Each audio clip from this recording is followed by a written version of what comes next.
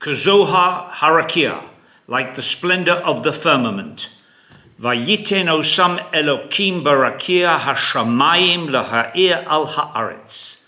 And Hashem set them in the firmament of the heaven. Bereshis chapter 1. The root of the word rakia implies something solid, says Rashi, as indicated by the accurate etymology firmament, from the word formare in Latin, to solidify. For hundreds of years, this has been taken as allegory, but science has recently afforded a new perspective confirming the literal truth of the Torah. Quantum physics shows that the firmament is a solid, plenum-like medium with the prodigious density of 4 times 10 to the power 93. That is the number 4 followed by 93 zeros. 4 times 10 to the 93 grams per cubic centimeter, known as in science as the Planck density. This is so high that the densest element we know, osmium, which is a mere 23 grams per cubic centimeter, and even nuclear densities of 10 to the power 14 grams per cubic centimeter are less than paltry when compared to it, just as the density of a floating cloud is negligible in comparison to the air around it. One might think that it is impossible for anything to move in such a medium, a super dense ether. Yet, by the firmament keeping its position, time, energy, and momentum constantly veiled in an indeterminate manner known as the Heisenberg uncertainty principle and the observer effect, i.e., that it is beyond man's ability to determine simultaneously both the position and velocity of an object with full accuracy, beyond man's ability, and by never openly revealing its presence, motion is easily possible, nay, essential within it. Only extremely large objects of the order of the size of galaxies, or extremely small objects on the scale of subnuclear particles, have even a vague awareness of the firmament's existence. If not for the statement of the Torah, we too would be totally unaware of it. The perceptions of the 5 human senses are exceedingly limited. For example, our eyes see only light, which is a tiny fraction of the vast electromagnetic spectrum, to the rest of which we are, possibly fortunately, entirely oblivious. Compared to the ancients, our awareness, skills, physical prowess, and capabilities have greatly deteriorated, even acoustically. As the Gemara says in Yoma, if not for the noise of the sun in its rotations, the din, the cacophony of the city of Rome would be audible. And as the Zohar states, the music of the sun is so exquisite that if it could be heard, the neshama would leave the body.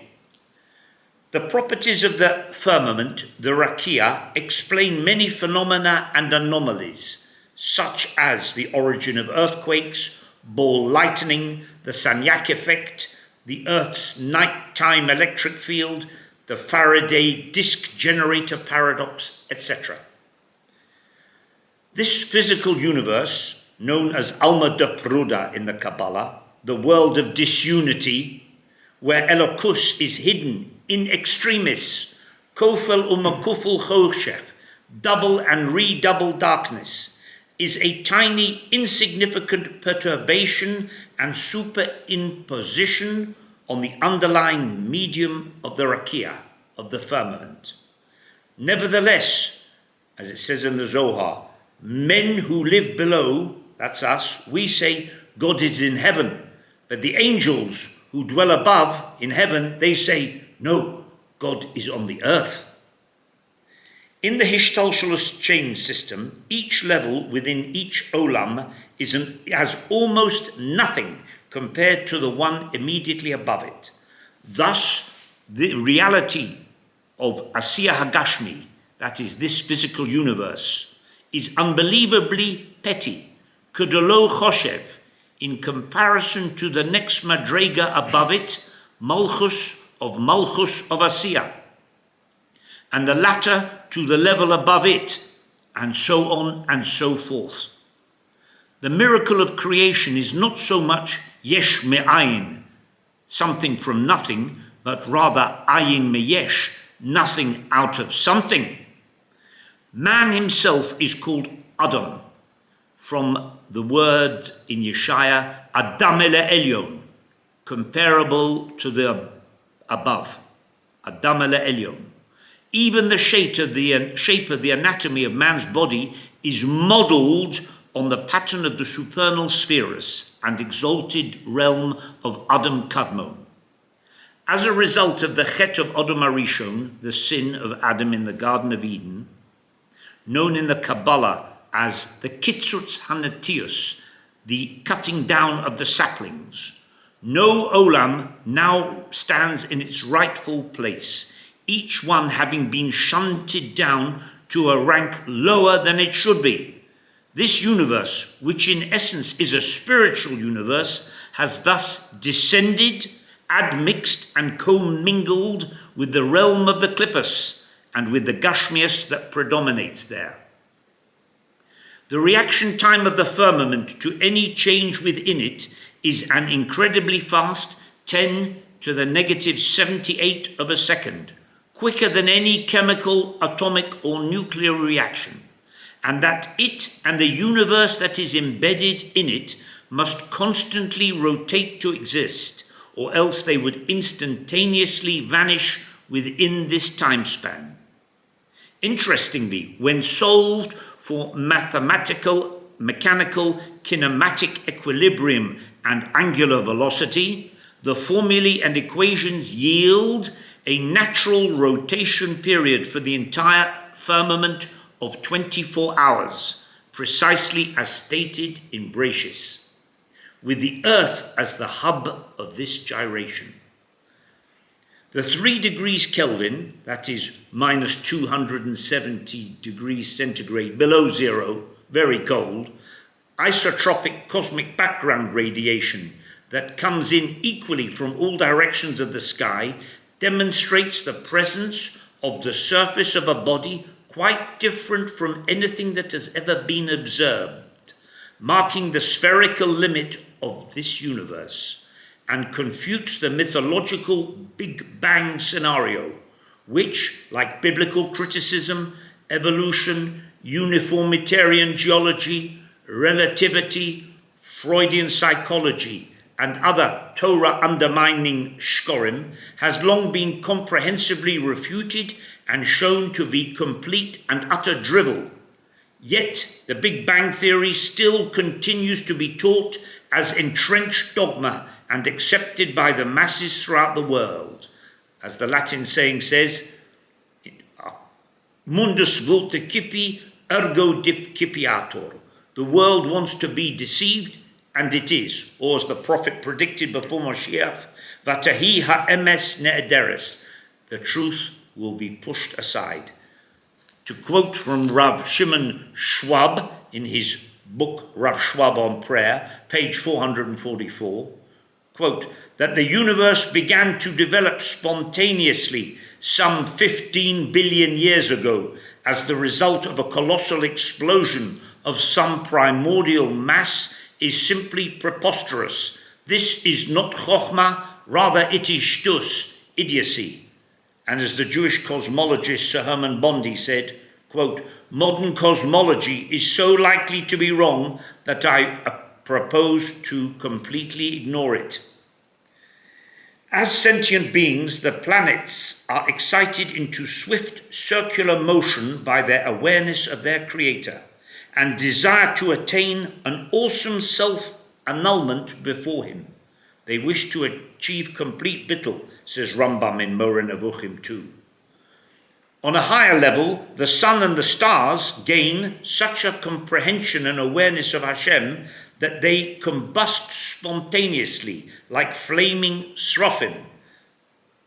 As it says in Pirkei de Rabbi Eliezer, 3 letters of Hashem's name are engraved on the core of the sun. 3, not 4, 3.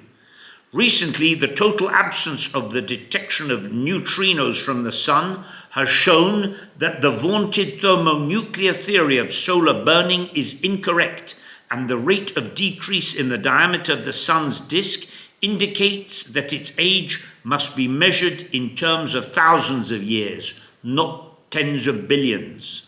Like the angels, the Malachim, the whole physical universe is in a perpetual agitation, a state of perpetual agitation, Rotzo v'shov, as it says in Yecheskel, advancing and retreating, and alternating hispashtus and histalkus, from the vibrations of atoms through to the pulsations of men's hearts, to the ponderous turnings of the galaxies. People often comment that something seems to have happened to time. It seems to be becoming compressed. A day doesn't seem like a day anymore. A week doesn't feel like a week. A month doesn't feel like a month. As they say in the Yiddish expression, die Jahrlich fliegen sie vorbei. The little years fly by. Time can be measured in 2 ways, either dynamically from sidereal solar and lunar rotations, or from the oscillation of atoms, the atomic clock. Results have shown that the number of atomic phenomena are changing with respect to dynamic phenomena, that the number of atomic seconds in a dynamic second is changing, and that this may be subtly altering men's perception of time. Atheistic academicians and evolutionists arrogantly enthuse that the orbiting Hubble telescope and the Webb telescope, quote, will show the 20 billion year dateline of the universe and humankind's marginal and insignificant place in it, unquote, Leonard Fisk of NASA. Arrogantly enthusing. Kate som lachoshech, there will be an end to the darkness. On that great day, when the truth will out, then every possible excuse they make will be shown to be inadequate. Not only will they be judged accordingly, but they will suffer the remorse that they disbelieved the infallible, inerrant, clear-cut statements of the word of Hashem, and deliberately ignored, impugned, and ridiculed the open evidences of a universe not older than 10,000 years, with the earth at its center.